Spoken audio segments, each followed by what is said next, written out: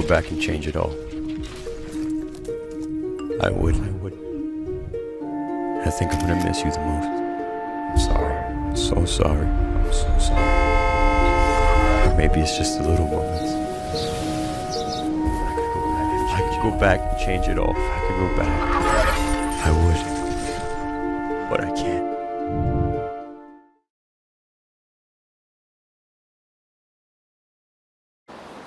Welcome to Let's Talk with Patricia, and I'm your host, Patricia Robinson Fickling, and our guest today is Deborah Rouser. She is the owner and founder of So in Love with My Health, LLC. She's a graduate of Hampton University with a degree in nursing, also from Emory University, where she did graduate work in community health, mental health. And we're going to be talking today about her extensive knowledge of research in alcohol and drugs, diabetes, weight loss. She's a detoxification specialist. Also does reflexology and feng shui. Feng shui. Yes. Currently, she's a phlebotomy instructor. Yes, with the education on focus and the food. And we're going to spend a good bit of time on colon health. All right, now, Miss Deborah, let's start with, who are you? How do you describe yourself when you talk to others? Well, you know, Pat, it's so good to see and sit with you because it's been such a long time. But I'm a transformer. Oh. You know, I did a radio talk show. I think my son was maybe about 7 or 8. He's 38 now. Okay. So the talk show's title was Health Transformation. So I sort of plug in the trinity of transforming, transmuting, and transcending. Oh, wow. Okay. Which to me is the Trinity. Okay. When we learn to transform ourselves, to transcend ourselves, it's a real important piece of life right now. And I think we're living in a time wherein we've got to be flexible. Okay. And we've got to look at things real differently in order to get some different results. Okay. So that in and of itself is transformative, if you understand what I'm saying. Okay. So the transformation piece has always been very important to me. Even as a little girl, you know, my mom's even has a picture when I was maybe about 8 months old. And she took it and she drew it in oil. And she said, you know, when I look at that picture of you, it's like you're looking into the future. You know, and I didn't think about it. And when I saw the picture, I was like, that's not me. And then when she took out the photograph and compared it to the oil painting, I could see that it was me. And it was sort of looking into the future. As a matter of fact, my son has said to me many times, Mom, you 30, 40 years ahead of your time. And that's how I've sort of lived my life. You know, Pat, that's how I've lived my life, you know, so. It's good in a way, and then sometimes it's not. Because when you're transforming and you're looking at how to do things a little differently, sometimes people aren't ready for it. Exactly. You know, they just really, really aren't. I remember when I first came to one of the big healthcare facilities here in the city, and the chief financial officer, we were in a leadership class, and he said, he was talking. I said, well, what about us having some different food in the cafeteria? And he said, well, don't worry about that. You can go over to the university side and get food. Well, now, and this was way back 20 plus years ago, now they're doing foods very differently now than what they used to be. So just seeing into the future of how to do things differently and how we live and how we transform ourselves, how we transmute ourselves so we can transcend. Okay. When you say transmute, break that down a little bit more for those who may not be totally aware of what it means. Well, when you look at the word, trans means to cross over. You know, mute means to change. Transform, you're reconstructing so that you can transcend. So that, you know, and I know that you have a religious background, and congratulations on your degrees, my friend. But, you know, we look to changing, to making things different, even though it's important to be stable. But it's always good to look at doing things differently so you can get something different, if you will, if you would, if you're courageous enough to do that. Right. You know what I mean? Right. And as you look, because you've been in this, oh my God, for so long. I know. And let's talk about your journey, because you've traveled the world through your transcending, transformative state, looking and investigating things to bring into our Western culture. Well, you know, I tell you, I've been a few places. I haven't been worldwide like my mom's has been, but you know,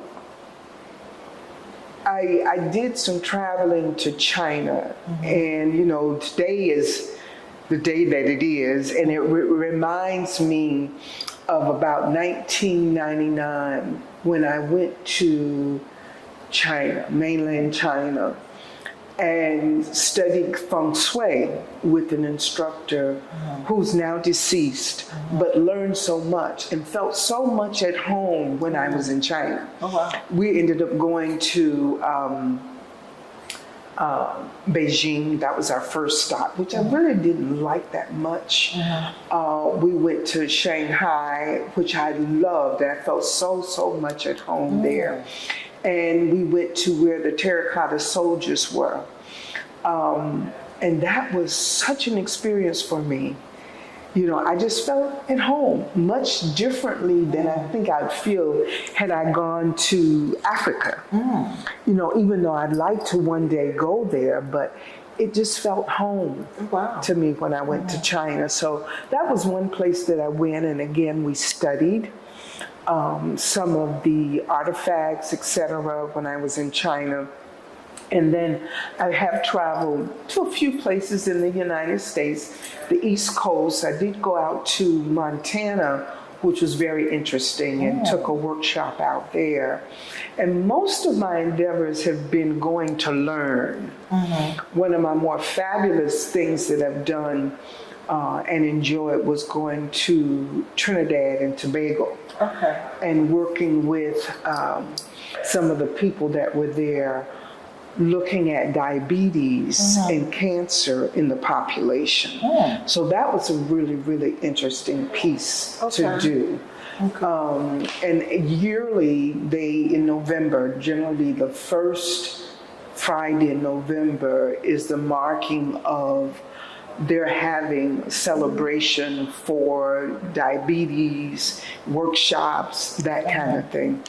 And when I was down there, we actually taught some of the foot care workers how to do work on people's feet because it's an increase in diabetes in Tobago. Oh, wow. Yeah, I mean, close to what the percentage is here, you know, and as we begin to look at the foods, not only here, but there, a lot of high carbohydrate foods. So a lot of people suffer from diabetes, and the founders of that particular organization, their mother and father both had succumbed to diabetes and to cancer. So I think they may be in like their 12th year now of having a celebration each year to mark that with the cancer and the diabetes. Okay. You mentioned foot care. Yes, ma'am. Let's go in that vein for a while. Let's talk about the value of it. Why is it necessary, especially if someone is diabetic? Well, I tell you, most of the times we forget about our feet. And I even talk to my elders about walking, and I tell my moms this as well. Well, I like to swim, she'll say, or I like to do my art. But Mom, you can't do any of that unless you're able to walk. And walking entails having your feet. So us even taking care of our feet is important. We forget that part. When we take our bath, most of the times we don't watch our feet. When we jump in the shower, we may do the face, upper part of the body, but we forget our feet until we begin to have problems with our feet, whether it's diabetes, whether it's cardiovascular disease, whether it's peripheral neuropathy, it doesn't matter. The feet are critical to us staying healthy. But the cool thing about the feet that I really, really like is that the feet has pores in it, over 2,000 pores in each foot, and has nerves that go through it that correlates to every other part of the body. And we forget that. And that's something that we need to begin to remember. So foot care is critical to how we take care of everything, just like the eyes give us an idea of what's going on in the body, just like the spine, just like the hands. It's important. And, when we think about from a Oriental perspective, traditional Chinese medicine, and how they have studied and become more proficient in diagnosing that way. When we went to Shanghai, the hospital that we visited actually specialized in cardiology and working with people that had heart conditions. But the physicians who spoke no English, and it was the nurses that translated for them, they only looked at our tongues and were able to tell us certain things about our bodies. And that's truly amazing to me. In contrast to linear thinking, because it's a lot more intuitive kind of energy. And even for me, if I'm working on someone's foot, doing reflexology, it's a lot more intuitive. And, I remember some time ago, this young man had a foot fetish.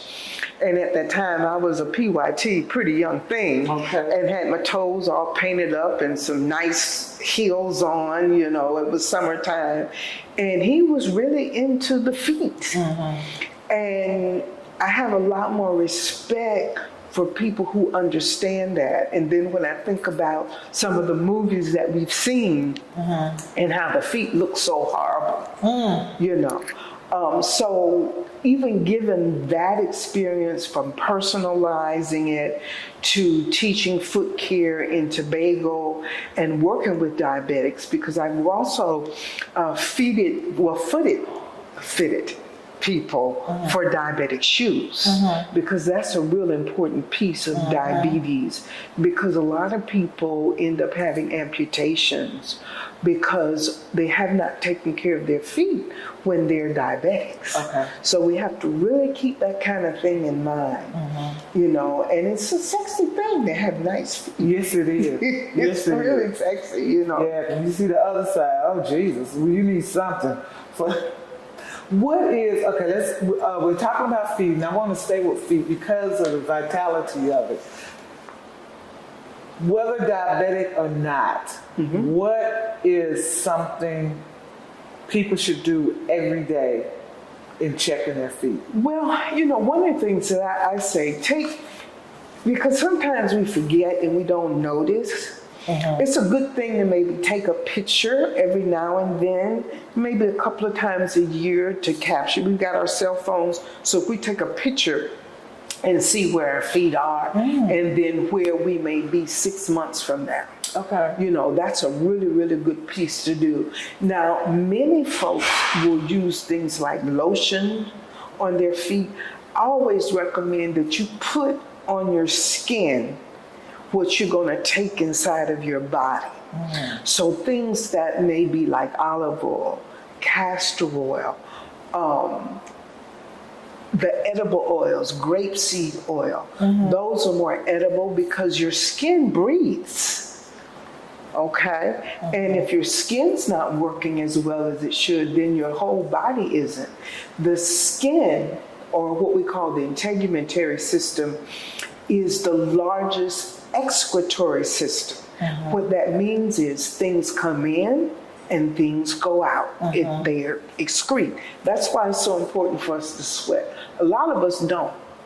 You know, I remember when my son was playing, he was heavy into sports, and you would go in the locker room, and I mean, the locker room just smelled like toes, you know what I mean? And the shoes were just horrible smelling. So we would even encourage him to take his shoes and put them out in the sun. Okay. So that it could clean some of the sweat that comes out of the skin. It's important for us to sweat. So further to your question, lubricating, softening, moisturizing, because a lot of times the feet get so encrusted and they look so horrible. You know, that's one of the products that I've worked with, and actually came up with this idea years and years ago, maybe about 15 years ago, with what is out there that we can utilize to make the skin on the feet a lot more supple. And supple just means pliable, you know, and can give in instead of having it crusted over with, well, you could say ashy or crust or whatever it may be. So something as simple as castor oil, because castor oil helps to lubricate and to moisturize. And those are the key components to the feet. You know, you gotta wash them. You should dry them, especially with diabetics in between the toes. But it's important that once they're dry, that you go ahead and lubricate and moisturize them. Something, again, as simple as castor oil, grapeseed oil, shea butter, cocoa butter. Those kinds of things are very, very important. The other thing that can be done too is elevating the feet. We encourage people to put socks on. You know, you see a lot of people now walking around with these rubber shoes that they generally wear in the hospital. The nurses started wearing those for work, and they have their feet directly on the rubber. Rubber flip-flops are probably one of the worst things that you can have your feet directly on, because it dries them out. So if you're going to wear them, it's important to go ahead and put you a pair of socks on, whether you're diabetic or you're not. You understand? Now, I did see some of the rubber shoes, and I forget the exact name of them, but had a lining in them, you know. But now what do you do with them? They still maybe need to go out in the sun to get some air as well. Okay. So those are some things that you can use to really look at. Okay. Lubricate. And you're saying to lubricate with oils that we will put in our mouths. Right. That's much, much better. Much, much better than putting lotion on, especially for people that are well melanated. You know, it's better. Lotion is not the best thing for us to use on our skin. Oh, wow. You know, but that's how we've been taught. So we're having to remember and relearn some things that are going to be a little bit more, what I say, organic. That'll be a lot more helpful for you. You know, even if we talked about putting deodorant on, the question becomes, why are we so smelly? Well, what is it that's in the skin? But putting deodorant on is not always the best thing to do, because now you've got a lot of lymph. And lymph is, the lymph system is very important because it helps to get rid of toxins out of the system. So something as simple as maybe watching what you eat, of course, but maybe cleaning the area with a little alcohol and drinking a little bit more water. You know, just some basic things that we've forgotten instead. You know, even the clothes that we wear on our skin. A lot of clothes have polyester in them, which keeps the skin from breathing.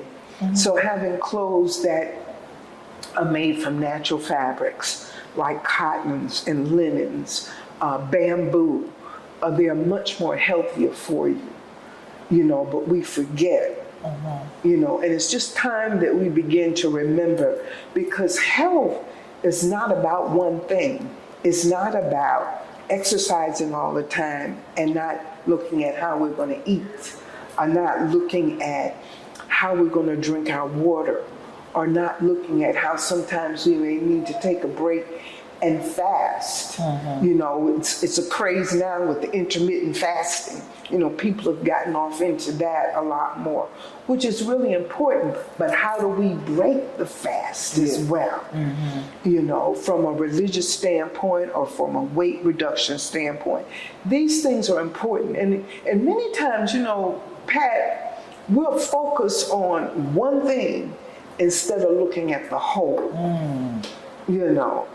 One thing is the sum of the parts. It's not a sum of the parts. It's one thing. Even learning how to breathe correctly. We don't know how to breathe. And right now, if we would sit and think about, really focus on how we're breathing, most of us are not breathing at all. We are holding our breath.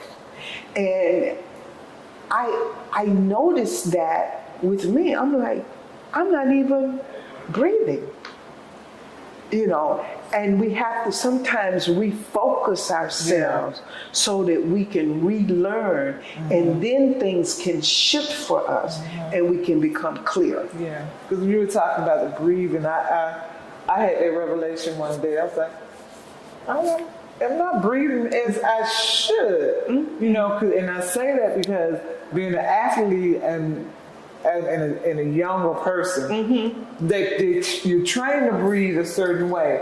But as I've gotten older, it's like, I'm not taking as many breaths as I should be taking, or I'm not taking, and I definitely can tell that I'm not taking in as much oxygen as I should be taking in. Right. Well, even if you go back to the babies, when babies are born, the most important thing is for them to take a what? A breath. You understand? And even when you take and look at a baby and they're lying down, typically if you notice, they're breathing from their abdomen. We've gotten so lazy that we don't use our abdominal walls to breathe with. We're doing it from here, from the chest area. Whereas we do it from here, then we're able to empty the lung, and then we're able to take in a lot more oxygen. You see, so we gotta. And it takes some time and some focus to relearn and rethink things. And going back to nature, whether it's going out and taking a walk on the grass. Most of us don't want to do that. We're scared to put our feet on the grass. Right. One, we don't know what's in it. Well, you're absolutely correct. You're absolutely correct. But where can we go in an area that may not be as tampered with from time to time to get some rest and relaxation? That's one of the reasons I love going down. I went almost every year for about 3 years down to Tobago. Because it was so natural. You could go to the market and get your fresh food every day. And then you would go to the beach, and I would stay on the beach all day long, soaking up the sun. You know what I'm saying? So getting back to some of the things that we used to do. I remember my great-grandma, and I tell this story quite a bit.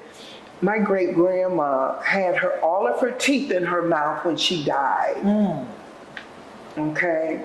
Wow. I remember as a child, I would walk to church with her.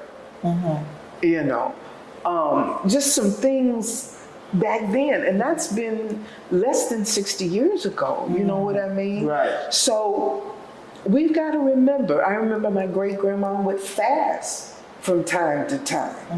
I remember she would grow her garden from time to time and had her sugar cane and all of those things that just bring back some wonderful, wonderful memories instead of things that are so quick now. Right. You know, even coming to see you today, I'm like, okay, I got to get on 400. Let me get my nerves together to even get on 400. Yeah, for real. That in itself. Oh my goodness gracious, you know. And then we think about everything is so quick, fast, and in a hurry. And where do we as women begin to prepare food for our families differently? You know, and get more organic and help to remember, because even preparing food is important. The way we go in the kitchen to prepare food, you know, is important. And these are things, again, that we have to remember. Okay. When you say going into the kitchen, is that our mental state when we go in there, or? Well, I'm gonna put it like this, Pat. If I'm upset or angry, I ain't gonna go in the kitchen. Okay. Okay, I just ain't gonna do that, because the food gonna reflect that. You understand? So paying attention to that, and then we have a tendency to microwave everything, and then we're microwaving things in plastic. So what do we think is going to happen with the food that now that you eat, that's microwaved, and it's in plastic, and then you're putting it in your body. And we wonder why so many of us have so many issues and problems. Wow. Because we've forgotten we made everything so instant and constant. Man, never thought about the plastic of there. Yeah, you know what I mean? And plastic, in order for it to be broken down, I don't know how long it would take. But you know what I'm saying? Or even thinking about a bottle of water that you may have left in the car, and it's hot weather. Yeah. You know, and how that plastic can affect the quality of the water that you're drinking. You know, and taking a moment to remember. You know what I'm saying? And when we begin to remember, a lot of things can be recalled, and then it almost is transformative for you if you feel me. You know what I'm saying? And if we go back to even the feet, I recall my great grandmother's church, and she was the mother in one of the churches. They washed feet. Okay, once a month, and on first Sunday. Okay. You know, literally wash the feet and rub them, and would dry them with the towel, and that was part of their cleansing. And then of course would get sacrament and the wine as well. I remember her preparing the grape juice for sacrament for first Sunday. Okay. You know, and when she went to do that, she was in a certain kind of mode spiritually when she got ready to do that. And it was done a certain kind of way. Right. You see what I'm saying? So we have to, again, remember how we're doing what it is that we're actually doing. Right. Okay. Does that make sense? Yes, and I hear you saying remember, but so many never knew. Well, let me say this to you. Even when, now this is my belief, even when we transform from this dimension and we do what we call die, all right, spirit never dies. Right. Okay. Okay?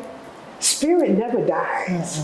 You know, another little story, I remember when my grandmother died, and, you know, I went through that grief process, and I was like, and when I went to see her remains, I knew she wasn't there. you know, but later on, it was she communicated with me on a different level. You know what I mean? To the point wherein I remember having a dream, and she called me up, and she said, "Baby," and I was just like, "This is you." You know what I mean? And that's, her spirit never dies. So I got good and okay with it. And as we even are affected by so many people now making their transition, we've got to really get clear about what that may mean. So it's looking at things a little bit differently, you know, and even if you go back, and I'm not a historian or anything like that, but even going back to those of our ancestors from Egypt, from wherever they may have been from, okay? But to know that they lived differently and they believed in a life after death. That's a different way of thinking. Yeah. Very different way of thinking, you know, and for us to begin to look at some of the stories and not allow things to be wiped away. Even foot care, taking care of the feet. Now we do that now for pedicures, etc. You know, and how often do we do that? Right. You know what I'm saying? So I'm a little different. I love it, but that's what's needed, because we have to. And I know we keep going back to the feet, but there's so many people who are having various types of amputations, toes and the whole foot, half of the foot is cut off because of the lack of care, because they don't look at their foot every day, because we step on something and we don't give it any thought, like, oh, okay, or because we feel a little cut under our toe and we don't take care of it and it grows into something different. But had we had that regular routine of caring for our foot, or like you said, with a camera taking a picture of it, never gave that much thought, you know. Or using a mirror. Yeah. You know, and that can be done daily, where you're really seeing what's going on. Yeah. And, you know, even with each other, doing what you might want to, the person in your family, or however you might want to do it. Right. You know what I'm saying? But I generally look at my feet every single day. Okay. You know, and I'm gonna oil my feet up and do those kind of things, because that's part of self-love as well. All right now. Okay. You know what I'm saying? It truly, truly is. Great, great. We're going to take a quick break, and then we'll be right back. And thank you for listening to Let's Talk with Patricia. We'll be right back.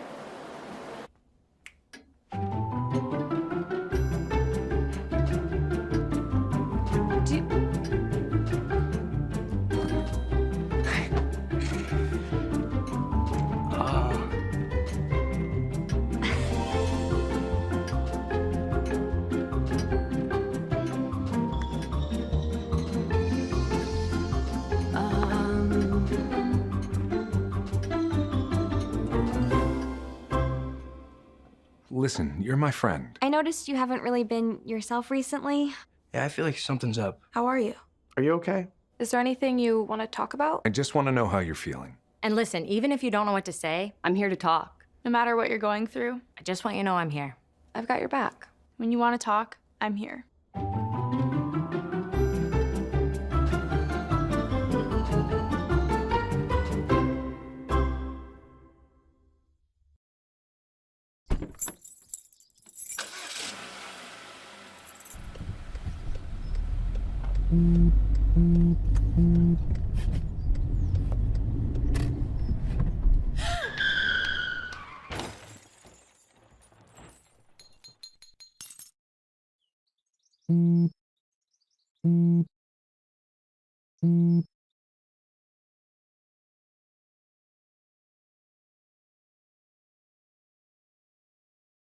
All right, welcome back to Let's Talk with Patricia, and I'm your host, Reverend Dr. Patricia Fickling, and our guest today is Sister Deborah Raza, who's the owner of So In Love With My Health LLC. And before we go any further, I want her to share the products that she has with us today in reference to foot care. Oh, thank you so much, Miss Pat. Reverend Dr. Patricia. Well, you know, this particular product, I call it So In Love With My Health, but it's really So In Love With My Feet. And it's a product that I really came up with, and it was spirit-led because, again, I was doing some work in Tobago, and I was working nights at the time, and I started studying, and this has been close to 20 years ago, Pat, and I started studying the different oils that one could put on the feet to make them better. Because as I said before, I noticed people's feet, and so I formulated this, and I've been selling it for about 20 years now. Okay. You know what I mean? And it's got some really all organic products in it. It has a nice lavender smell, so that helps to even relax the feet, because a lot of times people will have what's called foot neuropathy. So the nerves get a little, so the lavender helps to sort of relax them down. And the castor oil, and I've got some other products that's in it that are very, very beneficial for the feet as well. Okay. This goes very good with your socks that many of us don't think about. To have socks that'll be really great to cushion, even during the summertime. These socks are made from bamboo. And they're much better, so they allow the feet to breathe. And I always suggest that people have products for their feet, especially in their whole skin, of at least 60-70% cotton. So bamboo helps to, again, have the feet to breathe. Very, very important for you as well.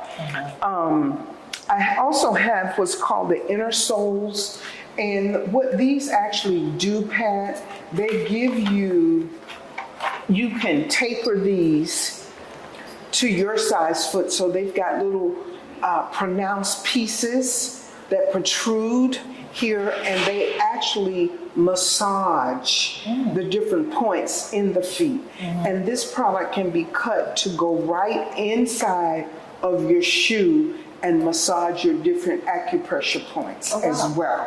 Okay? So that's an important piece in terms of the feet. Awesome. Well, thank you. I hope people will follow up. Oh, this feels good. So as you walk, your foot is getting massaged. Okay. Oh, yeah. Okay. Because you've got nerves as well. In traditional Chinese medicine, they're actually tracks that go through the feet, go over the whole body, and the manipulation of the chi, because we have pain because the energy is not flowing. So when we manipulate it, the pain can decrease and you get more chi or energy that's going to that area, in contrast of it not going to that area. So this really helps to get the chi moving much better by just putting a little pressure as you walk on it as well. Okay. Thank you for that share. Thank you. Yes. So we have the So In Love massaging oil. These are two the same. Okay. They're the same. And should these be used daily? They can be used daily. And on what I've also put on here is a foot reflexology chart. Because again, we have points in the feet that correspond to every other part of the body. So this gives you an idea, if you're massaging it, what area you're actually helping to massage on the inside of the body as well. Just like with this particular product, we'll massage certain areas as you're walking. Okay. Go a little bit more into reflexology. Reflexology, well, first of all, the Creator has made the body in such a way that it is artfully done and is scientifically done. So I even taught my son when he was much younger how you can look at a person's face and tell certain things about them just by glancing back and forth. Just like you can look at the eyes and can tell certain things as well. You can look at the hands because the body has a science to it. Just like you can look at the feet or manipulate the feet. Just like you can get an adjustment of the spine and it can tell you certain things that are going on in the body as well. So it's data that the body is giving you if you listen. Okay. See, it's a matter of really listening to what the body is telling you. If I'm getting a headache, then the body is telling me something is wrong, or the body's trying to throw something off. So it's not always a good idea to take something to make the headache go away. Let's get to the root cause of what the headache is. What message is the body giving you that you can now decipher? And that helps you with getting better. Now, I'm not saying that when you have pain, you don't take anything. I'm saying that the body is giving you a message that you might need to listen to. And delve a little bit deeper than just taking something for pain. If I'm belching all the time, the body's saying, something's going on inside here. It's not mixing just good. What you need to take a look at. So I may have to say, am I combining my foods correctly? Have I been eating and drinking at the same meal? What have I been drinking? You know, what's going on? And asking that question. And then delving into the answer of it. But the body will tell you certain things. It just does. Now, we are affected by what we do and then what we're exposed to. For example, if the air is toxic, it can affect us as well. You understand? So there's so many variables. This is not just a one-sided focus thing of living, but to begin to study and do research on yourself and ask questions and get with your healthcare provider and even challenge them and ask questions. There are times when I have to say to my healthcare provider, now hold up, wait a minute, or I go prepared with questions. You know, but we have to understand too that they have a lot of pressure on them because they're only allocated maybe 10, 15 minutes, if that, to spend with you. I got my bill and the visit for my doctor to be in there for 10 minutes, it was $300. You know, because it's timed. You know, see, healthcare now is, and you know, and it's so interesting that I noticed even, I'll say Wally World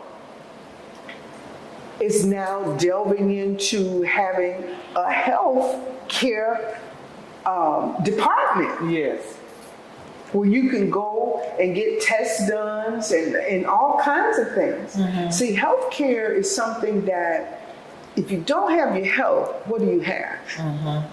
You can have loads and loads of money, but you'll spend all that money keeping yourself healthy or getting back to health. So it's looking at what do we do and how do we really look at what we need to do to stay healthy. That's a question we all have to do and not wait until we get sick. But how do we stay healthy? And it can be a lot to do. If you had to suggest to someone 3 things for them to start looking at today, what would In terms of their health? In terms of their health. Well, I go back to 6 essentials. Okay? What are you eating? How are you moving? How you're breathing? How you're resting? How you're fasting? And how you're doing things in moderation. Wow. Balancing. Because just one thing is not going to keep you healthy. See, this is a full-time job. We get so caught up, though, into working like little mice. I do it too. I'm a workaholic, and you know, I own up to that. But I have to make myself stop. Okay. Okay? Or I have to make myself say, okay, you only had one container of water today. You need to go on and drink some more. Because we get so into what it is that we're doing. So we're starting with the self-evaluation with 6 essentials. Will you run those off one more time for me? What are we eating? How are we moving? How are we breathing? How are we resting and relaxing? How are we maybe even fasting? Okay? And how we now taking a look at what we need to do. Okay. So it's evaluating ourselves and stepping back as well. And at the end of the day, what did you do? Okay. So let's say there's somebody who never drinks water. There's a lot of sodas, a lot of coffee. Well, so I get my liquids like this, but we're not talking about liquids. We're talking about water. So somebody who doesn't, because I know there's some people who just actually don't like the taste of water. Yeah, that's true. What would be a suggestion for them to start? Well, you know, Pat, the thing that I say is you've got to study. I mean, the body is made up of at least 75% water. You know, and water will help to keep you eliminating. It's going to help to keep you urinating. It's going to help keep your skin plump. It's important. Now, we can have a discussion about some of the water that's out there not the best for you because it's been tampered with. You know, when you look at the different places, particularly drinking water out of the tap. But now we have an industry where water used to be 25 cents for a gallon of water when I started drinking it, and now you may pay $4 or $5 for a gallon of water. But for people who may have a difficult time, I would even suggest doing foods that maybe have a high water concentration, like watermelon. But I understand, I was listening to something on the radio the other day. They were talking about how the watermelons were spontaneously combusting and breaking open. And, you know, it could be because of the temperature. But watermelon has a high concentration of water. That's why it's called watermelon, you understand? Or even if you're taking water that you may get and the person doesn't like the taste of it, and go ahead and add a little lemon to it. That can be very beneficial. And if you need to, add you something to sweeten it. So lemonade is the only food that I know of that has no calories. Okay. But lemon is a cleanser. So it's going to help us to be in a mode of cleansing. It's important for us to be tuned into the timeliness of periodically cleansing the inside of our bodies. Okay. Okay? And what that means is the equinoxes, certain times of the year, the spring, the summer, the fall, and the winter are times when I recall my great-grandmama would go through her cleansing, where she would, and I hate to say this, but she would give us castor oil and a little pinch of turpentine to get us cleaned out and say, we can get some of them worms up out of you. Now, whether that was true or not, but we would line up and that's what we would do because great-grandma said that's what we needed to do. So periodically, maybe even eating foods for another person that's lighter instead of so many heavy foods. i.e. Thanksgiving time. Why we got to have dressing and turkey? Maybe we might want to have a pot of greens and maybe some dressing and a salad and maybe some fish. Okay. Because it has a lighter vibration, where some foods have a heavier vibe. That's one of the reasons why we have a tendency to fall asleep. Okay.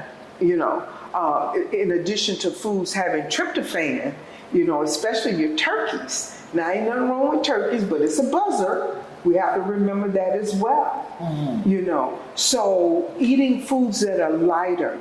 And you know, I never understood why we had bacon and grits and eggs and toast first thing in the morning. I mean, that's so heavy when we're really in a breakfast mode. We're breaking the fast. Right. So we need to help the body to break the fast. So your lemon water would be beneficial, or something that's going to be light, and then eating a much heavier meal, maybe midday or towards the evening. That's one of the reasons why the intermittent fasting has become so popular. But that's something that we used to do. The Muslims would do fasting, you know, during Ramadan. Right. You understand? So we're having to again go back to remembering some of the principles that are going to be important to keep us healthy. Right. But back to your question. Drinking the water lemonade, high water foods, things like cantaloupe, watermelon. I may have a salad in the morning. Okay? Because I don't, you know, grits, I just don't do. It stick to me too much. Okay. You know, I'd be ready to take me a nod, like I done shot up with some hair on. You understand? But, you know, a salad. I love cucumbers because they're high in water. Okay. You know, I love tomatoes that are raw. You know, I do a salad of tomatoes and parsley, and then some olives, and then the cucumbers. All of them are high in water, so they're going to help flush you through. Okay. You know, and then that brings up to mind, we need to take an examination of how often we're going to the bathroom. Right. Because many of us don't do that. I went to a person that helps me with some things, and she said, well, Deborah, I only go to the bathroom to have a bowel movement once a week. I'm like, once a week? Come on. And she was teeny-tiny. She was not heavyset at all. But once a week was her norm. But she ate a couple of times, 3 times a day. You know, and I call that a deficit. When you're putting in and you ain't getting out, Right. where is it going?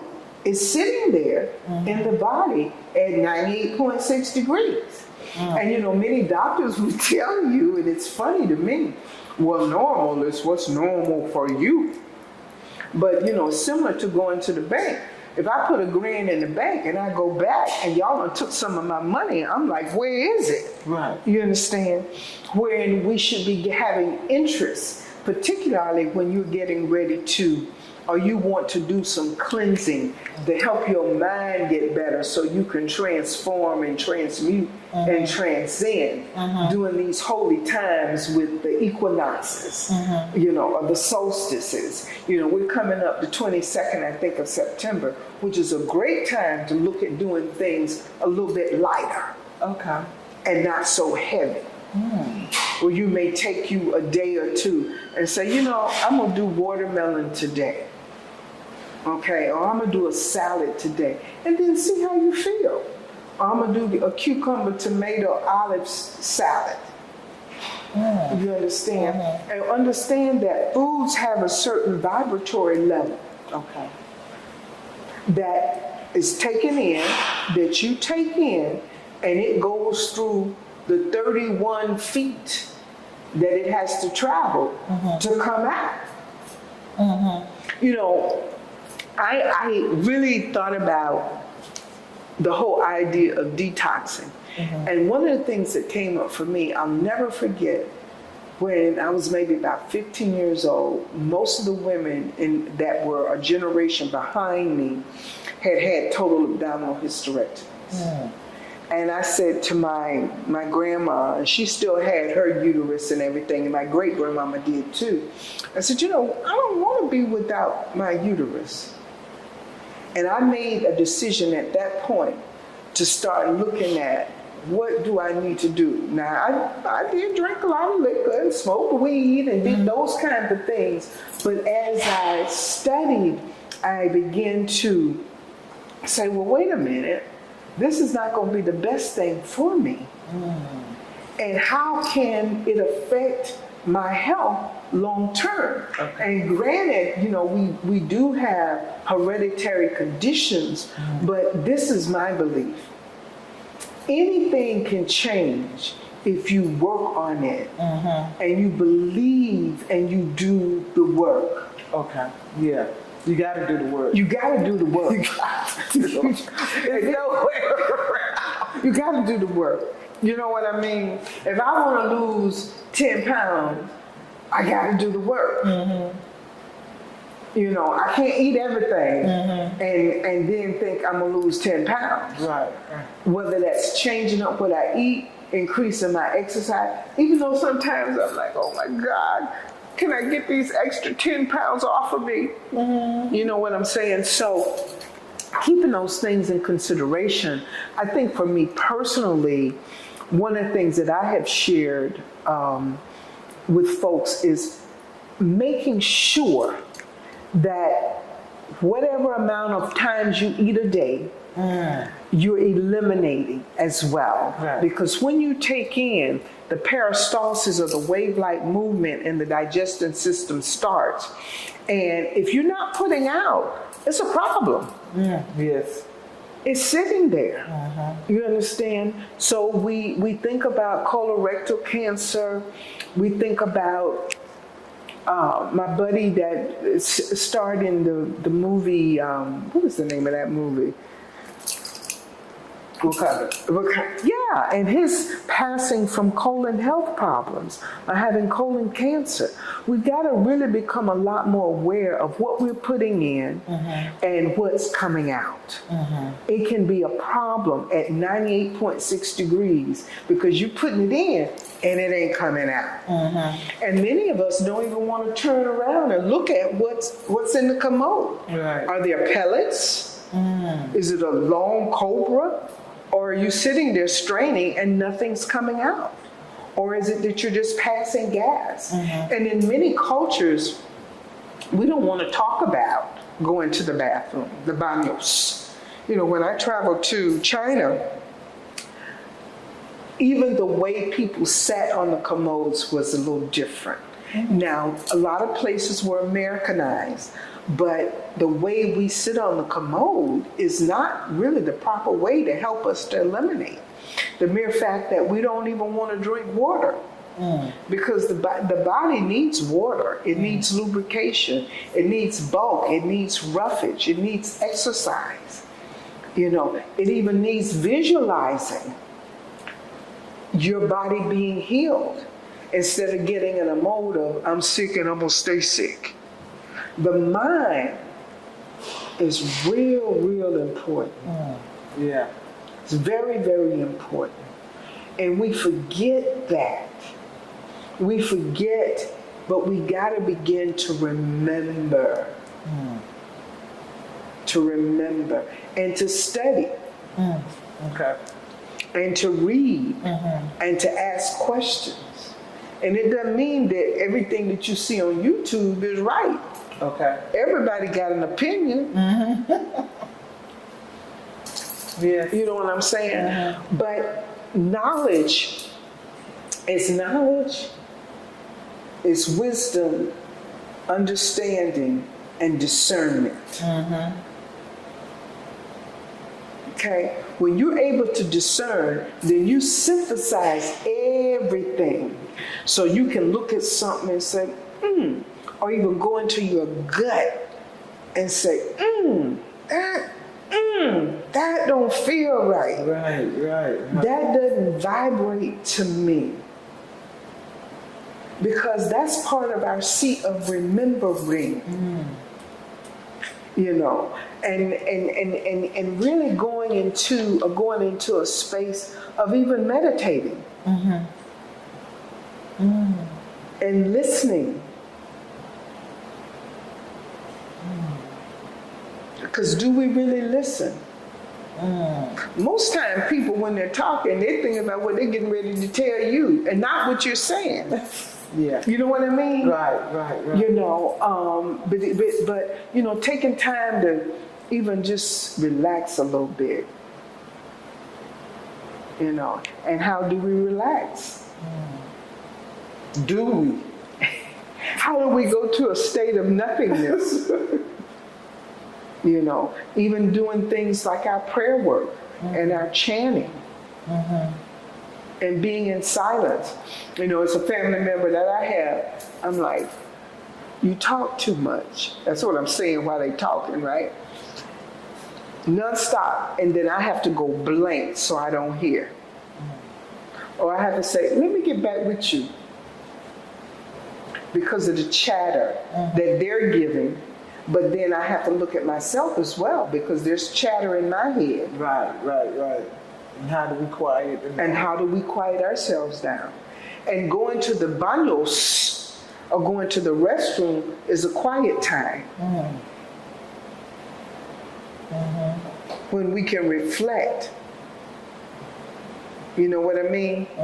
So just really getting more into the vibration of who we are. Okay. Of who we are. What we put in, what we bring out. What we hear, even what we say. Yeah. You know, my practice is becoming, you know, I like to throw the axe from time to time. And that means, you know, just say, nah, that ain't it. Wrong. But then there are times when I have to masticate or chew on internally what I'm hearing before I spit it out. Okay. And how do I spit it out? And how do I say it? And when do I say it? It's real important. Yeah. And we do become who we are, what we eat, what we say, what we believe. And all of these things I think are an inside job. And I tell you, I am so enthused to have a few more years on board. You know, when I think about, I was 20, I was probably 20 and just confused in a way. And by the time I got to be, I remember even my 23rd birthday, I just cried. I was depressed. Pretty girl, a PYT. But now that I've gotten a senior citizen more so, I feel much better about who I am. Yeah. You know, and what I am and how I've grown to be what I am. And a big part of that is learning to be okay with yourself and self-love. Yes. Because a lot of times we don't love ourselves. Don't love ourselves. And we're doing things to not love ourselves.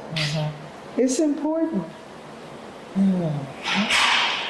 What is, as we're coming to a close, what are some things that you would like to leave with people? That you can just talk into the camera and just tell them.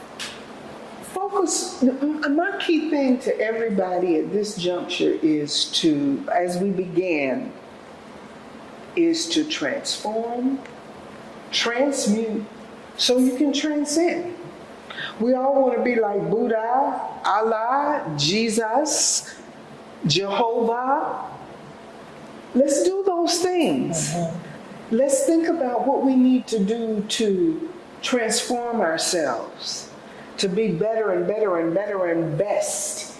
And then we never get there, but we keep moving towards that. It's more perfection. So that's what I say to you. Awesome. Well, thank you. It's my pleasure. Deborah. And we love this open opportunity for you to come back. There was so much stuff we hit on, and I would like to delve deeper into it, but let everybody know that how much we appreciate you coming out today, and thank you for listening with us and staying with us throughout the show. And again, it's been my pleasure to be your host, Reverend Dr. Patricia Fickling, and the show is Let's Talk with Patricia, and we will see you the next time.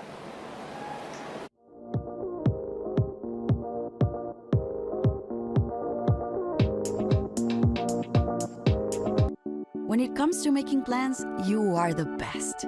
What about those barbecues you plan in detail for your family?